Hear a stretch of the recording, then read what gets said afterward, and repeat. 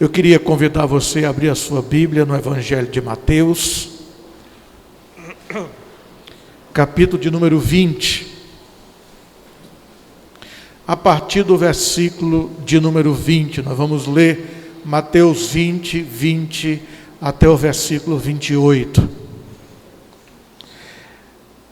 É o relato de um diálogo de uma mãe com Jesus, uma mãe que faz uma intercessão, um pedido a Jesus por seus 2 filhos, que eram discípulos de Jesus, que andavam com Jesus, que caminhavam com Jesus.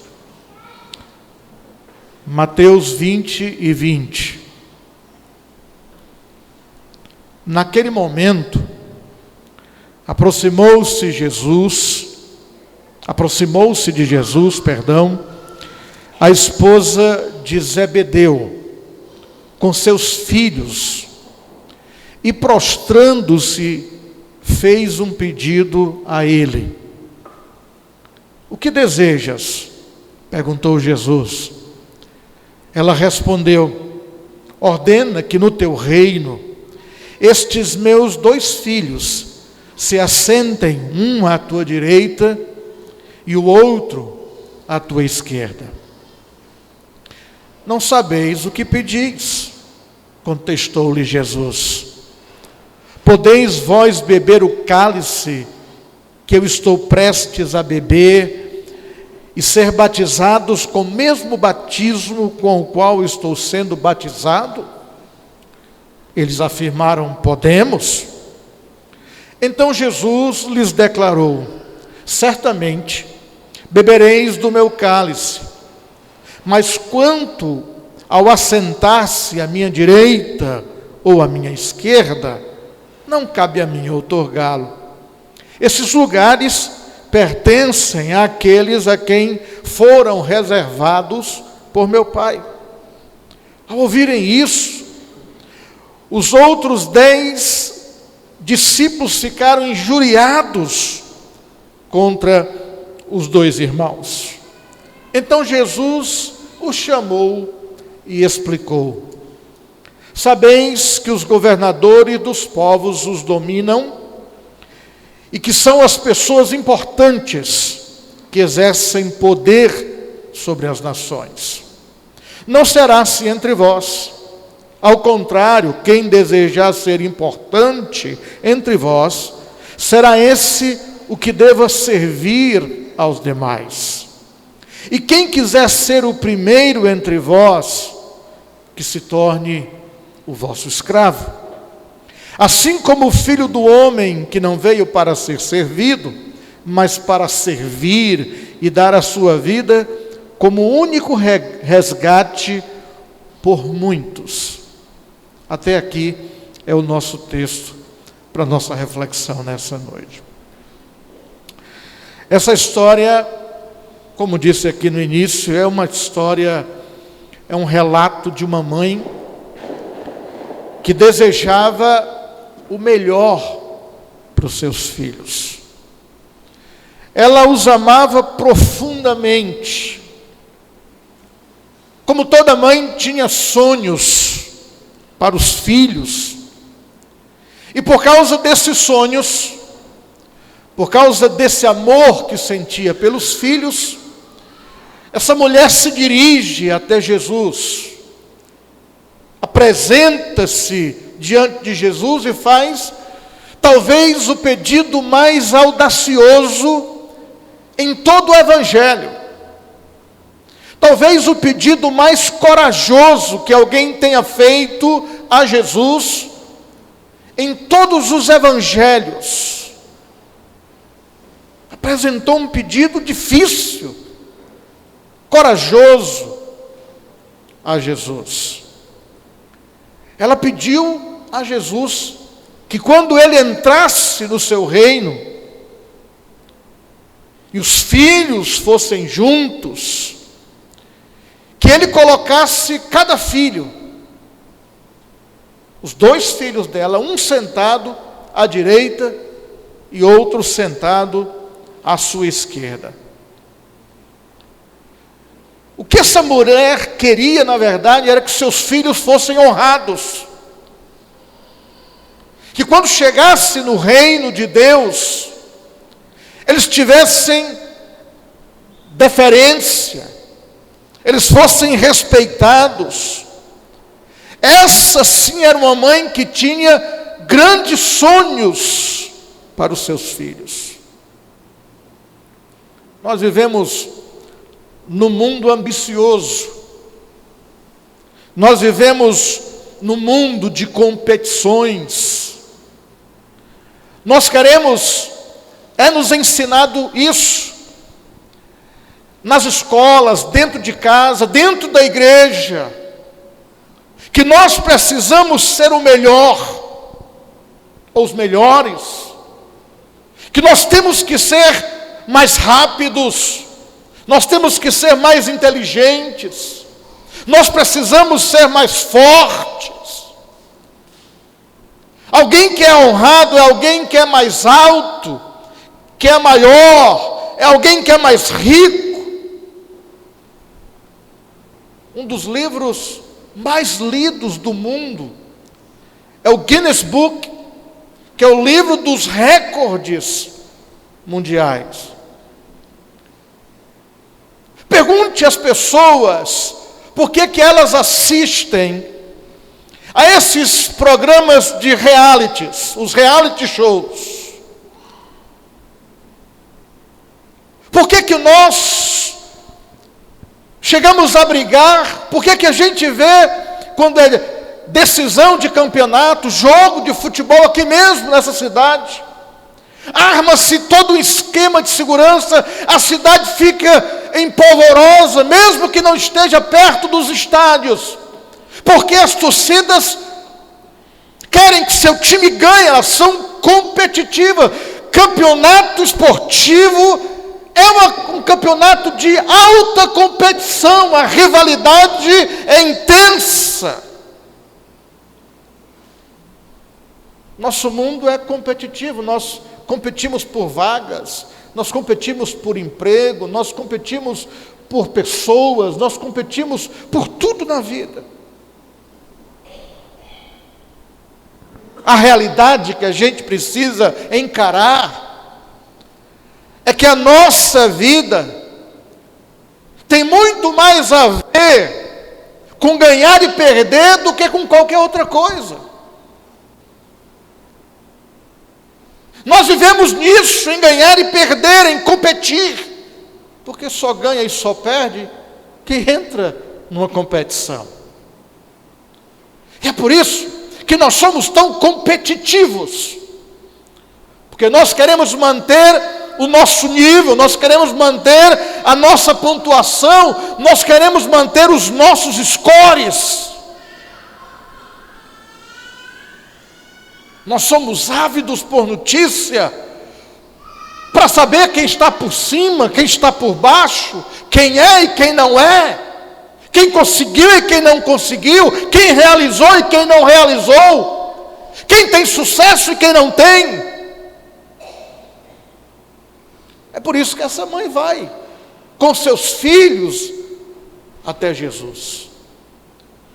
Porque nesse grande jogo da vida, ela queria ter a certeza de que os seus filhos iam sair na frente, iam sair com alguma vantagem, eles iam partir antes de todo mundo, eles teriam mais possibilidades do que os outros. E se isso significava para ela pedir algo inusitado a Jesus, por que não?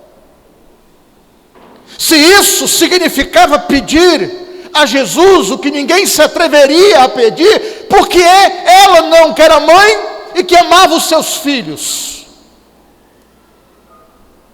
Essa mulher estava disposta, ela foi capaz de romper todas as barreiras, de quebrar todos os paradigmas, porque para ela os seus filhos mereciam o melhor desta vida e da vida por vir. Ela era mãe e ela tinha grandes sonhos para os seus filhos, tinha grandes ambições para os seus filhos. Eu sei que essa palavra ambição, ela tem uma conotação muito negativa. Mas se a gente for honesto, a gente vai conseguir desfazer um pouco esse preconceito, ou esse conceito errado, ou essa preconcepção de que ambição é sempre uma coisa ruim. Porque não é. Porque se a gente vive sem um mínimo de ambição, como é que a gente levanta no dia seguinte? Se a gente vive sem um pingo de ambição, como é que a gente enfrenta um novo dia? Porque se eu estou deitado de manhã e me acordo e não tenho ambição nenhuma, eu só preciso rolar para o outro lado, me cobrir e dormir de novo. A ambição é um forte desejo em relação ao futuro. E esse forte desejo em relação ao futuro, tanto pode ter um pensamento, uma conotação positiva como negativa, boa ou má, justa ou injusta. Mas a ambição, ela pode ser uma coisa boa e muito útil para a nossa existência. Quem de nós aqui hoje à noite não tem ambições? Todos nós temos. Só que nós não dizemos, nós não julgamos isso como ambição, nós dizemos que é desejo. Mas o que é uma ambição? É um desejo pelo futuro.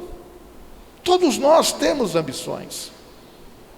Quais são as suas ambições? O que é que você sonha para o futuro? O que que tem motivado você a acordar todos os dias, a se levantar todos os dias? Quais são as expectativas que você tem para a sua existência? O escritor Bernard Shaw dizia que existem duas grandes tragédias na vida. A primeira tragédia, segundo Bernard Shaw, é da gente não conseguir tudo aquilo que a gente deseja. Essa é a primeira tragédia na vida. E qual é a segunda? É a gente conseguir.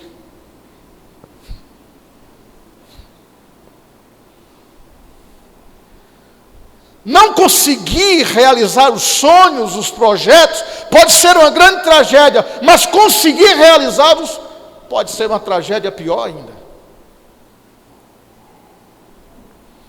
E essa mulher se aproxima de Jesus,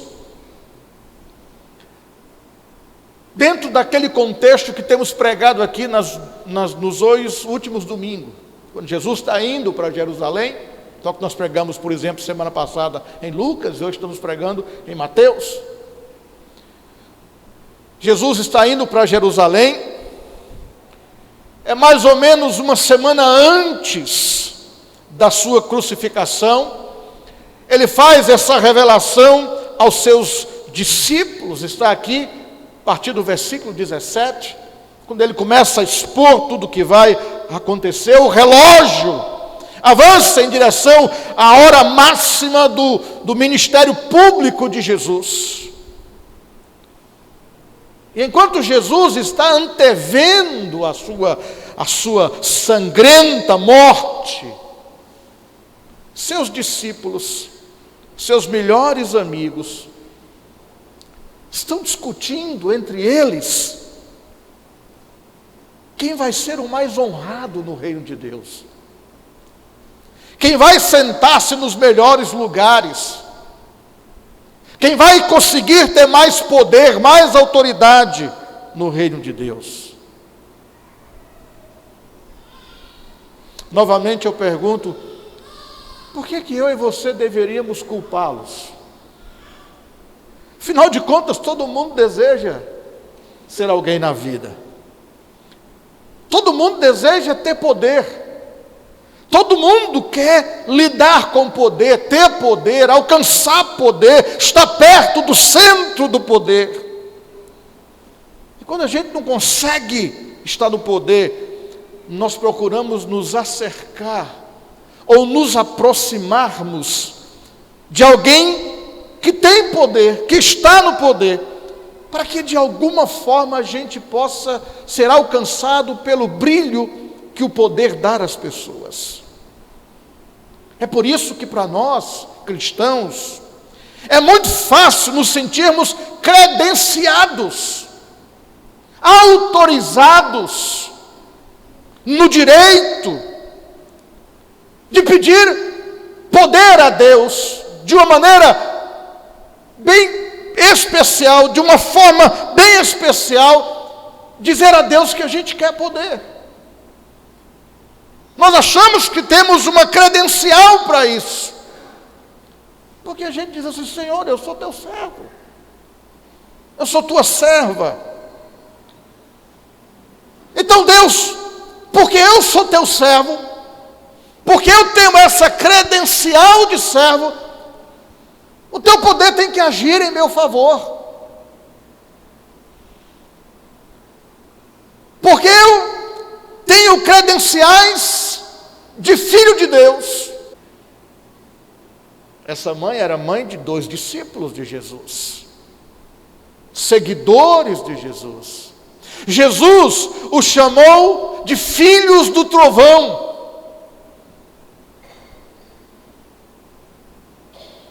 A gente só bota apelido, em pessoas que são íntimas da gente, pessoas que estão próximas da gente.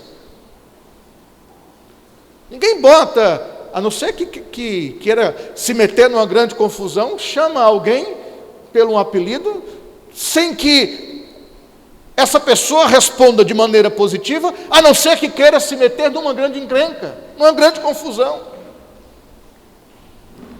Então, os filhos do trovão eram companheiros de Jesus, seguidores de Jesus, conhecidos de Jesus, amigos de Jesus, e certamente a sua mãe também. E ela chega com esse pedido ousado diante de Jesus. Jesus, ela era tão íntima, ela se sentia tão próxima de Jesus, que era como se alguém chegasse aqui, eu vou guardar a devida diferença, grande devida diferença. Eu estou aqui sentado na cadeira de presidente dessa igreja. Por favor, se eu cair, o que se senta à minha direita e à minha esquerda me acudam. E aí alguma mãe aqui trouxesse os 2 filhos carregados e dissesse assim: Pastor Carlos Jorge, quando o senhor for fazer a nova diretoria da igreja, por favor, coloque o meu filho como vice-presidente e o segundo como tesoureiro da igreja. E eu diria: mulher, tu não sabes o que pede. Foi mais ou menos isso que Jesus disse para essa mulher. Você não tem ideia do que você está pedindo, do que você está falando. Eu queria que a gente, hoje à noite, de uma maneira bem sucinta, rápida, a gente pudesse considerar o diálogo, a conversa entre essa mãe e Jesus, e ver aqui 3 valores envolvidos nessa reflexão. Primeiro, há uma ambição elevada, há uma ambição alta envolvida nesse pedido, nessa requisição, nessa colocação dessa mãe. Nós que estamos aqui hoje, podemos facilmente criticar essa mulher, o que ela estava fazendo, o que essa mãe queria, o que essa mãe desejava. Mas, no fundo, a verdade é que ela só estava querendo o bem dos seus filhos. Só isso. Eu fiquei imaginando, e eu quero dizer que não é pecado imaginar, a gente ter uma ideia, como é que poderia ter acontecido essa cena. Eu fiquei imaginando aqui como é que essa cena se desenrolou, como é que ela aconteceu.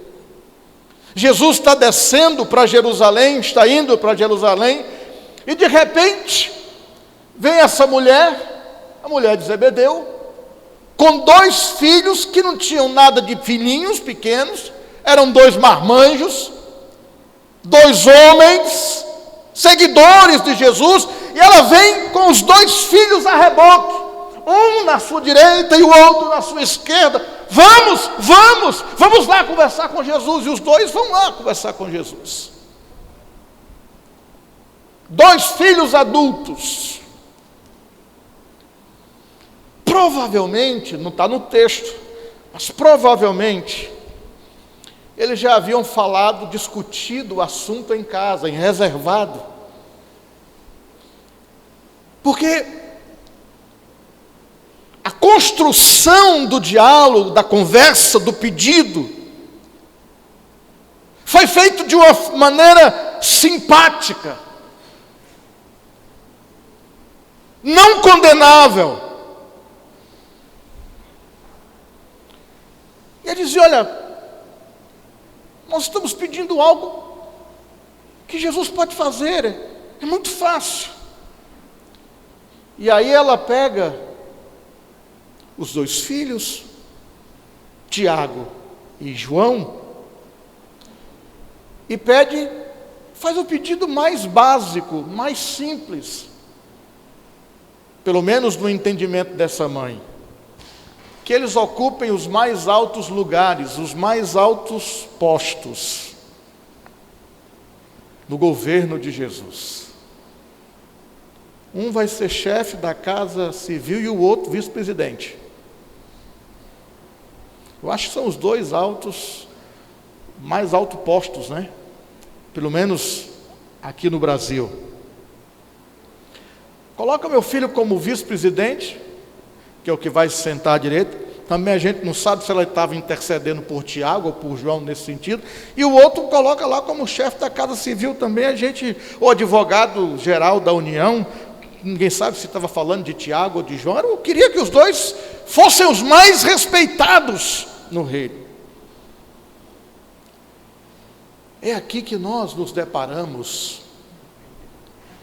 É aqui que nós temos que lidar com o perigo que todos os pais enfrentam. Eu sou pai, eu tenho filhos. E provavelmente eu já enfrento e vou continuar enfrentando esse risco, esse perigo, que é o de desejar, que é o de sonhar, que os nossos filhos cumpram os nossos sonhos, e não os sonhos que eles têm e que Deus deu para eles. Quando eu era garoto,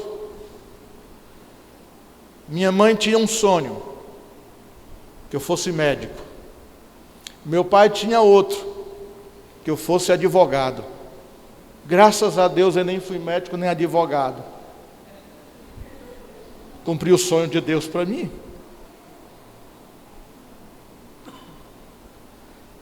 Porque nós corremos como pais, como mães, o risco de ver nos nossos filhos a realização dos nossos sonhos pessoais e nos esquecemos que os nossos filhos têm sonhos, que eles também pensam, que eles também imaginam, que eles também criam, que eles também precisam tomar as suas decisões. E o nosso erro é que nós tentamos moldar os nossos filhos a esses sonhos que são nossos, mas não deles.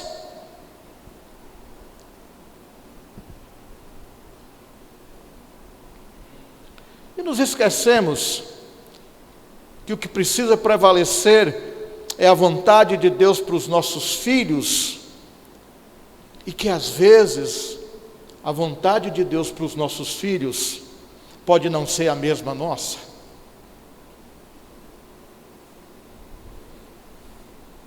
Eu gostaria de ter sido médico. Eu fiz concurso para ir para a aeronáutica, lá em São Paulo. Gostaria de seguir a carreira militar. A família do meu pai é toda de militares, só não meu pai não era militar.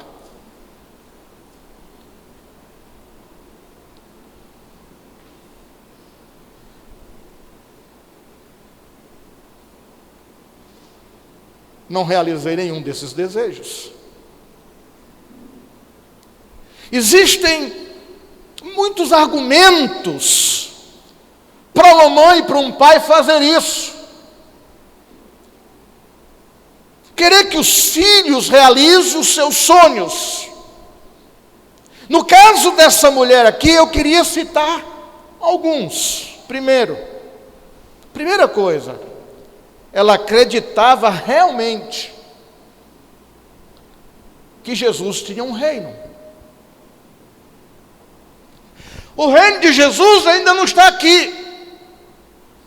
Por enquanto, ele não é o rei. Ele é um andarilho. Ele é alguém que anda pregando pelas pradarias, pelos desertos, de vila em vila, de cidade em cidade. E ela tinha certeza que Jesus tinha um rei, que Jesus tinha um reino, que ele era rei, quando a maioria das pessoas, inclusive aquelas que receberam o milagre de Jesus, não acreditavam nisso. Porque essa mulher era uma mulher de fé. E ela diz assim: quando você entrar no seu reino, ela estava vendo o que muita gente não conseguia ver. Que Jesus estava ali com as de sandálias, de sujo das estradas, curando as pessoas, andarilho, mas ele era rei.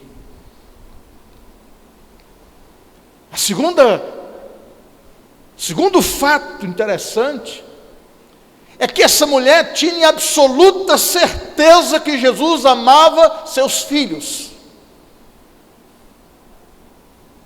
Ela tinha certeza absoluta. É por isso que ela chega para Jesus e diz assim: Ele não vai rejeitar os meus filhos, porque Ele os ama. E é por isso que ela faz esse pedido. Ela diz: olha, Ele ama tanto os meus filhos, que Ele até colocou neles o apelido de filhos do trovão, que na verdade era um apelido carinhoso, era um apelido sugestivo.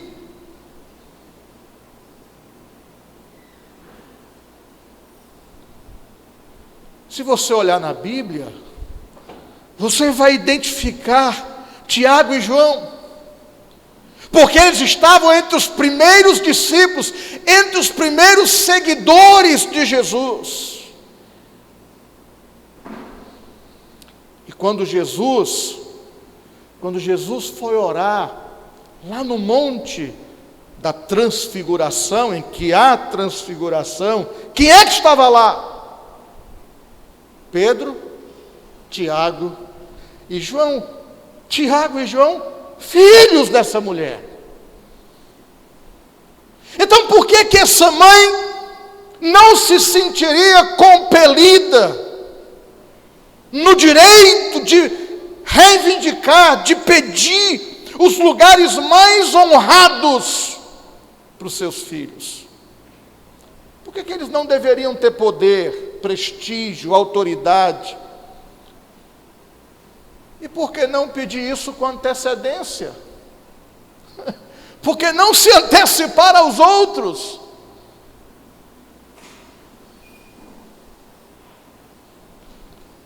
E a pergunta é: e os outros discípulos também não desejavam o mesmo? Os outros discípulos também não queriam sentar à direita e o outro à esquerda de Jesus, quando Jesus entrasse no seu reino? Por que não chegar primeiro? Afinal de contas, nós estamos no mundo de competições. Todos estavam competindo contra si. Todos. Só que Tiago e João queriam chegar primeiro. Qual foi o grande problema aqui nesse primeiro ato, nesse primeiro ponto? É que eles subestimaram o custo de seguir a Jesus e superestimaram a importância que tinham. Porque o pedido não é para que eles trabalhem no reino de Deus. O pedido não é para que Jesus lhes dê alguma tarefa no reino de Deus. Para que Jesus os honre, os usando no reino que é dele. Era por ter um lugar de honra. E tem muita gente lutando não para trabalhar, mas para ter lugar de honra. Está assim de gente querendo ter um lugar de honra, autoridade para bater no peito e dizer assim: você sabe com quem você está falando? Ao invés de dizer assim: você sabe onde é que eu trabalho? Você sabe quantas horas por dia eu trabalho? Você quer ver as minhas mãos calejadas? Você quer ver o meu histórico de esforço? O grande problema aqui, o primeiro grande problema, é que eles não pediram para trabalhar no reino de Deus. Eles pediram para ser honrados.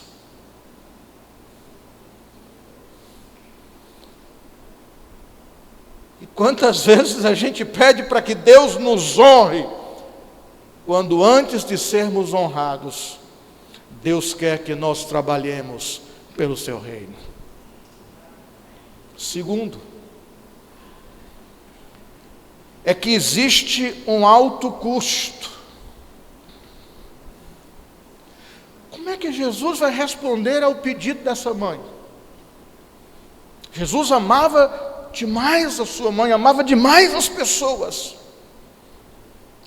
Sabe o que a gente observa nesse diálogo, nessa resposta de Jesus? Em nenhum momento Jesus censura o que a mãe pede. Quem sabe, irmãos, quem sabe, esses lugares que estão reservados não são mesmo de Tiago e de João? Quem de nós aqui pode dizer que não é? Ou que é? Jesus não nega o reino. Jesus não nega a existência de lugar de honra no reino de Deus. Tem sim lugar de honra no reino de Deus. O que Jesus diz é o seguinte: é que vocês não sabem o que vocês estão pedindo. E ele diz assim: ele faz uma pergunta, ou duas perguntas, que era muito comum para os judeus, porque tinha a ver com destino. Tinha a ver com o fim da vida, com o que a vida ia ser, com o que ia acontecer na vida. Ele diz: olha, vocês são capazes de beber o cálice que eu bebo e ser batizado no batismo com que estou sendo batizado? E eles dizem sim. Quando um judeu dizia assim: olha, fulano de tal está bebendo o cálice de fulano de tal, ou seja, ele está tendo o mesmo destino, a mesma tragédia, a mesma luta, a mesma dor, ele está passando pela mesma situação. O que Jesus está perguntando para eles é o seguinte: vocês estão dispostos a passarem pela mesma situação que eu vou passar? Vocês podem? E eles dizem assim: podemos. E Jesus diz assim: é verdade, vocês vão passar. Vocês vão sofrer como eu sofri. ou como eu estou sofrendo. Vocês vão passar por todas as angústias que eu vou passar. O problema é que às vezes os atos corajosos são até honestos, mas não são muito inteligentes. Nem sempre um ato de coragem é inteligente. Normalmente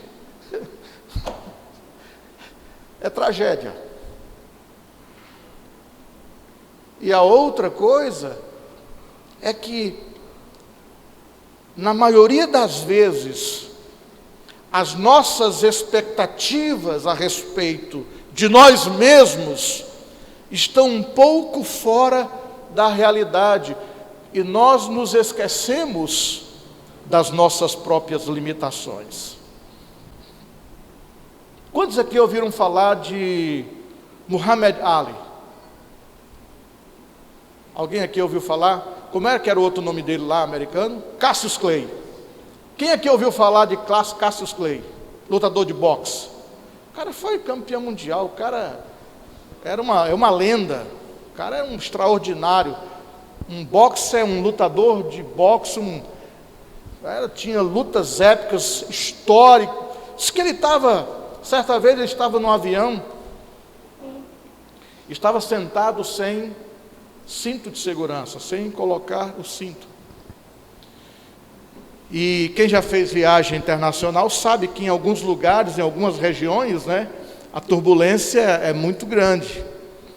E as pessoas às vezes se assustam, porque se você estiver sem cinto, facilmente você bate a sua cabeça no teto do avião, a aeromoça derruba aquelas bandejas lá, põe no chão, é um negócio terrível, o avião despenca. E uma aeromoça chegou para ele e falou assim: por gentileza, o senhor pode apertar o seu cinto de segurança, nós vamos passar por uma área de turbulência. E Cassius Clay, Muhammad Ali, em toda a sua arrogância de campeão mundial de boxe, disse assim: super-homem não precisa de segurança. A aeromoça respondeu a ele imediatamente: nem tão pouco de avião. Então, por favor, aperte o seu cinto. Porque se ele era super-homem, não precisava estar viajando de avião. Não é verdade? Que lição maravilhosa dessa. Foi um gancho de direita que o colocou em nocaute. Mas veja Jesus. Jesus não desconstrói, ele não coloca essa mulher e os seus filhos para baixo. Jesus orou e pediu ao Pai que, se fosse possível, afastasse dele o cálice. Porque Jesus sabia que o seu cálice seria de longas horas, de trabalho árduo, de baixa remuneração, de muitas dores. Jesus havia explicado anteriormente aos discípulos por que ele estava indo a Jerusalém. Deixe-me recordar o que eu disse aqui domingo passado. Ele ia ser traído, preso, acusado falsamente, escarnecido, espancado, cuspido, finalmente crucificado. Veja que contraste, veja que extremos essa conversa, esse diálogo coloca as pessoas. Enquanto Tiago e João queriam falar sobre glória, Jesus está falando sobre sofrimento. Enquanto eles estavam querendo uma Páscoa sem a sexta-feira, e uma coroa sem a cruz, era exatamente sobre isso que Jesus falava. Aliás, deixa eu dizer para nós que estamos aqui hoje à noite, a coisa mais importante do reino de Deus não é a gente saber quem vai se sentar à direita ou à esquerda, é a gente saber que a gente está no reino.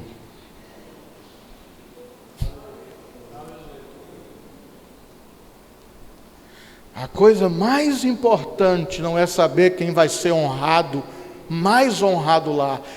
É a gente saber, é a gente ter certeza de que nós vamos estar lá dentro e não fora do reino de Deus. Então, eu vou dar uma de crew, né? De tripulantes de uma aeronave. Verifique seus assentos. Antes do avião decolar, verifique os seus assentos. Porque quando nós chegarmos no reino dos céus, não importa se você esteja sentado à direita ou à esquerda, ou se você esteja na última cadeira, a visão vai ser a mesma, maravilhosa. Todos nós teremos a mesma visão de Jesus sentado no seu trono e nós passando a eternidade na sua presença. E em terceiro e último lugar, fala a respeito do alto padrão de seguir a Jesus. Não é de surpreender-se que os discípulos estivessem discutindo, porque eles ficaram zangados, chateados, irados, porque Tiago e João chegaram lá primeiro. Veja como nós somos competitivos. Até para ir no banheiro. Até para ir no banheiro. Quem é que gosta de ficar no final da fila? No supermercado. Eu vou com a minha mãe para o supermercado, irmãos, eu passo muita vergonha. Porque ela chega e diz assim: eu já tenho 76 anos, então você me dá licença que eu tenho prioridade. Eu às vezes tento argumentar, e você sabe como é o argumento do filho? Eu digo: mamãe. Mas não vale nada esse argumento. Não vale nada. Porque é verdade, ela tem direito. Então, nós somos competitivos. Você entra numa loja, final de ano, quer ver um negócio? Final de ano, o Black Friday, aqui não é Black Friday, aqui é o quê? É Black Friday também, né? Então, vocês, hein? Black Fraud, é fraude, né? Ainda bem que é fraude, não fralda, né? Então, você percebe como as pessoas são competitivas. As pessoas chegam lá no dia anterior, 2 dias antes, para ser o primeiro da fila. E vocês já viram, né? Apareceu até uma cena recentemente engraçada de uma loja, acho que foi aqui no Ceará, né? Que os vendedores estavam entusiasmados, né? Achando que tinha uma multidão do lado de fora, e quando eles abriram aquelas portas, não tinha ninguém. Ninguém entrou na loja. Mas o normal é o quê? As pessoas saírem batendo todo mundo, tomando as coisas de todo mundo, arrancando das mãos de todo mundo, brigando por tudo, porque nós somos competitivos.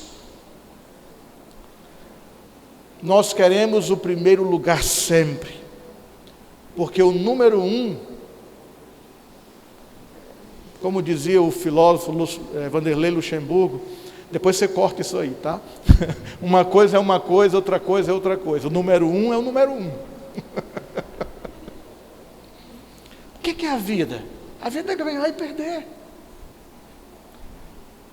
Que a gente admita ou não, ficar na frente, chegar na frente, alcançar primeiro, é uma grande motivação.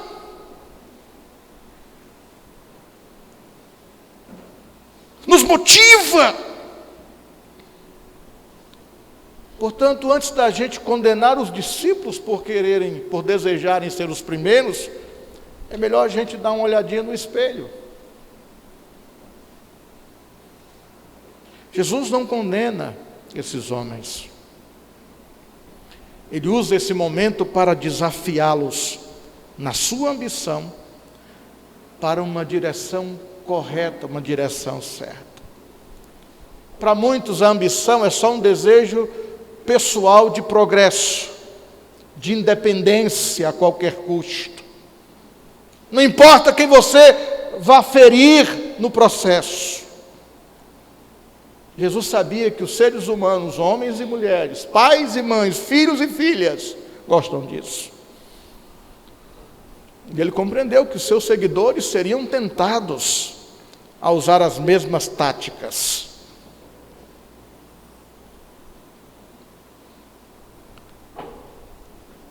Veja como é que termina o texto de Jesus. Ele diz assim, no versículo de número 28.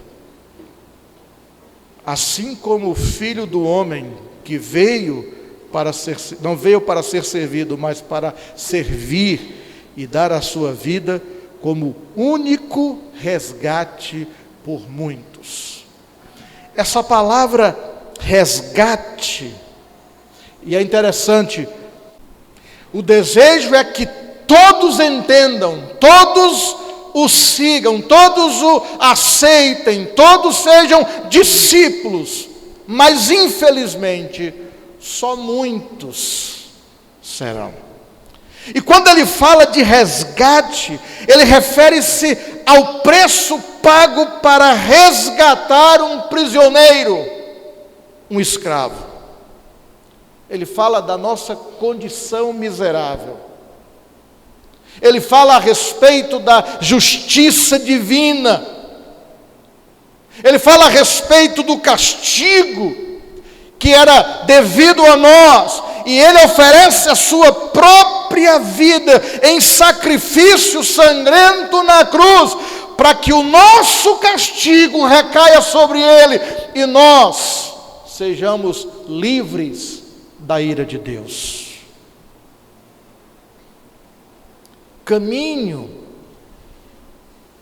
para Deus nunca foi a religião.